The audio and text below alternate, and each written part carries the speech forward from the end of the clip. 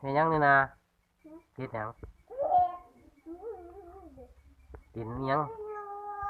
ลงดินยังนี่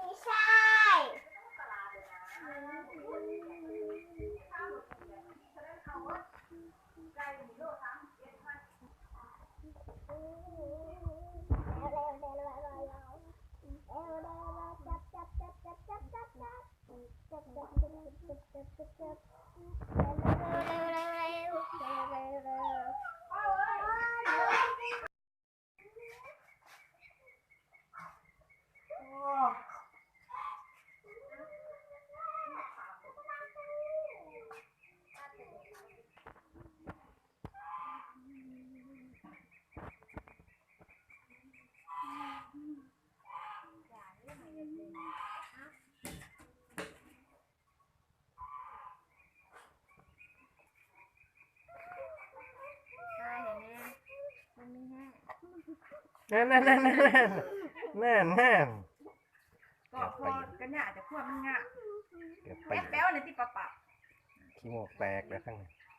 ใช่ได้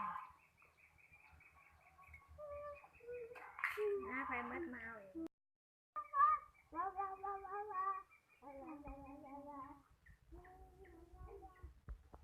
กันเจ๊แขกเพื่อนเนาะ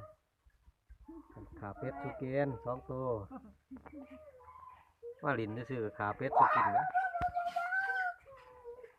นี่ลูกสาวเพิ่นนะสาวเป่า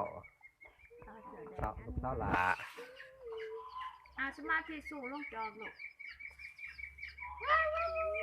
ไปทอกทิ้งไปไม่ลงกินนะไปทอกทิ้งพี่ทอกลูกพี่นะ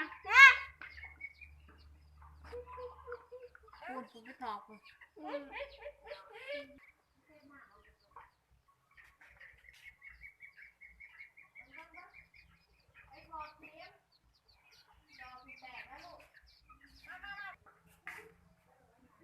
ตะเกมใส่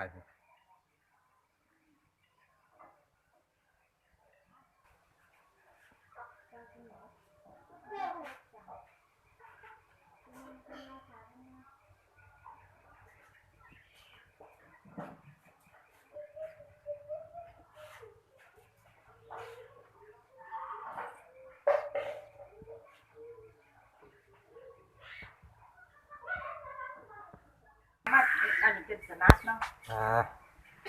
เป็นเห็ดปิ่งเป็ดเนี่ยต้มไก่ต้มน้ำปลานะ เดี๋ยวจะมาหมอผีพี่ที่ มันจะแตกใส่ เดี๋ยว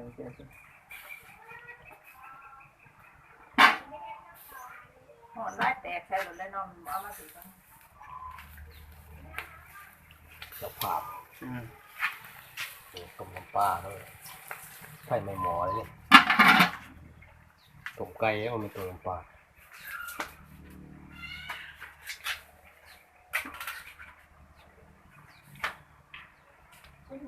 ต้มมองไม้แซ่หอม จะว่ามีซีดนะแม่ตัวก็เจอ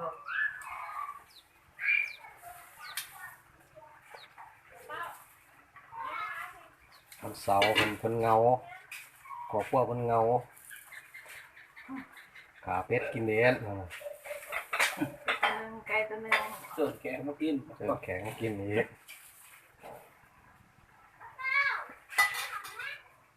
เดียวมูเป็น บางทีแล้วที่สนัดกันเนี่ยกับที่ทำมา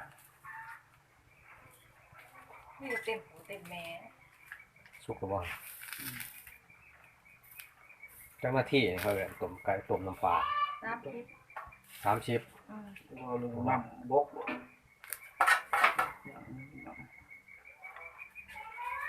มันมุกทานนะมันบดสมองไหนไหว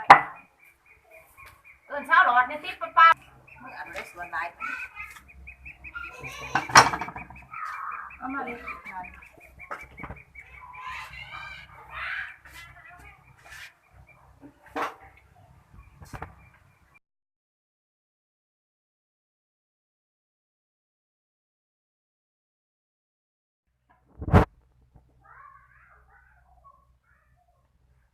เหี่ยวเปล่ากินจ่อเลยว่าท่านทาย เขาซื้อมา แนวทายบนหนัก เพราะนั้นโลกเก่าหักอยู่นั่นไง ถ่ายวิดีโอ ไม่ว่าจะซื้อเป็นสอบไม่ว่าปั่นมันมีโลหนึ่งแปดมันมีโลหนึ่ง8,000 ต้มไก่ใส่น้ำต้มไก่น้ำปลาปิ้งเป็ด โล8,000โจนบ่เป็น เจ๊แขกมัน ไปไม่ เลี้ยงมันไอ้หัวเจ๊แขกเนี่ยคืออันนี้นะนอนมันมีแขกมายามมายามเลยเจ๊แขกมีแขกมายาม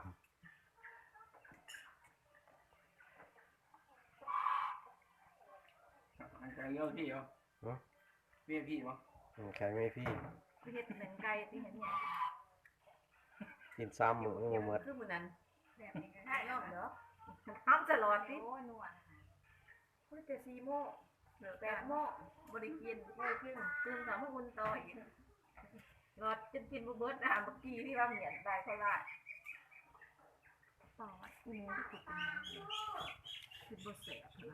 น้ำตัวใหญ่หลายบ่มันน่ะนะ นะกินก่อนจะมาทันเขา กินมันป่า หม้อตะทายอยู่บ่ได้กินนะ ตัว